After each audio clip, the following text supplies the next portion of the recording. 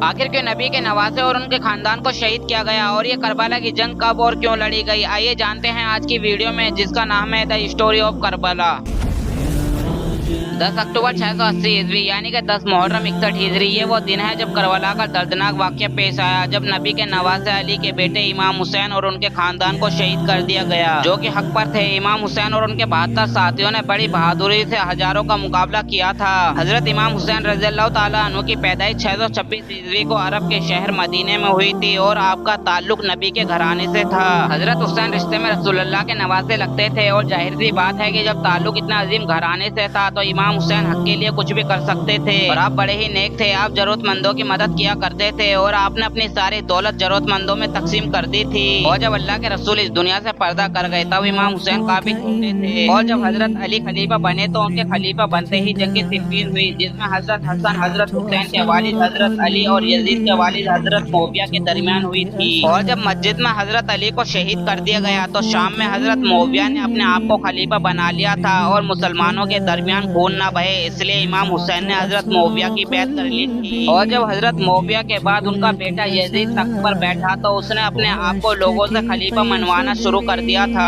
लेकिन हजरत हुसैन ने यजीद की बैत करने से मना कर दिया था। और उस वक्त हजरत हुसैन का मुकाम आलम इस्लाम में बहुत ऊंचा था और हजरत हुसैन जंग करना नहीं चाहते थे। हजरत हुसैन मदीने से मक्का तशरीफ ले गए। हजरत हुसैन को कोफे के शहर, जो कि आज के दौर में इराक में मौजूद है, वहाँ से काफी खत आने लगे कि वो हजरत हुसैन की मदद चाहते हैं यजीद के खिलाफ खड़े होने के लिए। हजरत हुसैन नहीं चाहते थे कि मक्का जैसी पाक जगह पर कोई खून खराबा हो, इसलिए हजरत हुसैन वहाँ से चले जाते हैं। और यारो यजीद इस लायक नहीं था कि वो खिलाफत करे, क्योंकि वो हर वो काम किया करता था कि जो इस्लामिक कानून में मना किए गए हैं, और इसलिए सारे मुसलमान यजीद से परेशान थे और इमाम हुसैन को खलीफा बनाना चाहते थे और उनकी मदद चाहते थे। उन्होंने कोफे का जायजा लेने के लिए मुस्लिम बिन अकील को भेज दिया और उनसे कहा कि जाओ पता करो कि कोफे के हालात कैसे हैं। और जब मुस्लिम बिन अकील कोफे पहुंचे तो उन्होंने देखा कि लोग सच में हजरत हुसैन को खलीफा बनाना चाहते हैं और हजरत हुसैन की बैत करना चाहते हैं। जब मुस्लिम बिन अकील ने कोफे के इतने अच्छे हालात देखे तो उन्होंने हजरत हुसैन की तरफ खत रवाना किया और कहा कि बिना वक्त जाया किए कोफे को रवाना हो। लेकिन तब तक यजीद को खबर हो चुकी थी और वो ये सोचने लगा कि कोफे के लोग कहीं मेरी सल्तनत का तख्त न पलट दें, इसलिए उसने इब्ने ज़ैद को कोफे का गवर्नर बनाकर भेजा।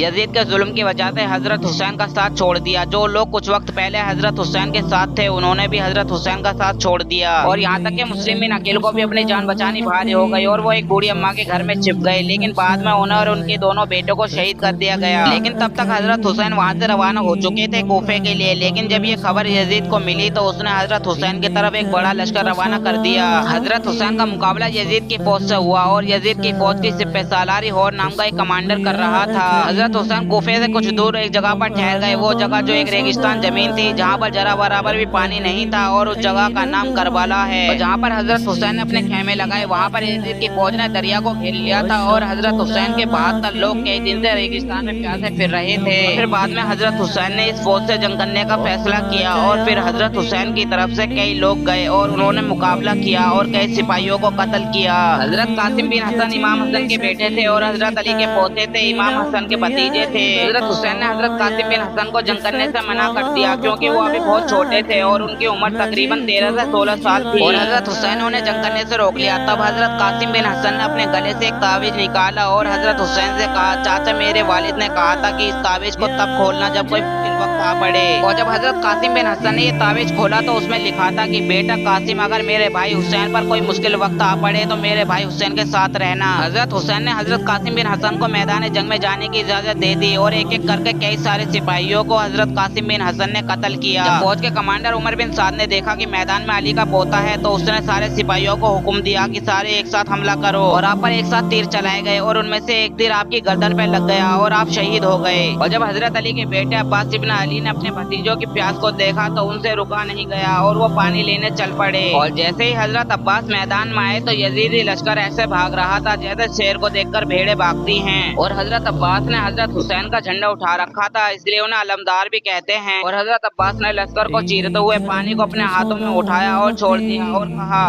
हुसैन ही ना हो। तो फिर जिंदगी किस काम की। उन्होंने पानी भरा और वो वहाँ से चल दिए। यजीदी पेड़ के पीछे छुपे हुए थे और आप पर एक साथ कई तीर चलाए गए और उनमें से एक तीर आपकी आंख में जा लगा और आपके दोनों हाथों को धोखे से शहीद कर दिया गया और आपको शहादत नसीब हुई। हजरत हुसैन के बेटे अली असगर सिर्फ 6 महीने के थे जब उन्हें शहीद कर दिया गया और जब हजरत हुसैन अली असगर को लेकर मैदान जंग में आए तो उन्होंने फरमाया कि तुम्हारी जंग मुझसे है, इस बच्चे से नहीं, इसे पानी दे दो। उनमें से एक सिपाही सामने आया जिसका नाम हरमला था। उसने 3 नेज़ों वाला तीर अली असगर पर चलाया और वो तीर हजरत अली असगर की गर्दन पे जा लगा और आपने अपने वालिद की गोद में शहादत नसीब की। हजरत हुसैन के कई सारे सिपाही शहीद हो चुके थे सिवाय खातूनों के और हजरत हुसैन अपनी तलवार को लहराते हुए मैदान जंग की तरफ चल पड़े और हजरत हुसैन ने कई सारे सिपाहियों को कत्ल किया। लेकिन इतने में असर की नमाज का वक्त हो जाता है और हजरत हुसैन मैदान जंग में ही नमाज पढ़ने का फैसला करते हैं और इस वक्त का यजीदियों को कब से इंतजार था और जैसे ही हजरत हुसैन सजदे में गए इस चीज का फायदा उठाकर दुश्मनों ने उन्हें शहीद कर दिया और इस करबला की जंग के बाद यजीदी खुश हो रहे थे और वो इमाम हुसैन और उनके साथियों के सरों को अपने नेज़ों पर बुलंद कर रहे थे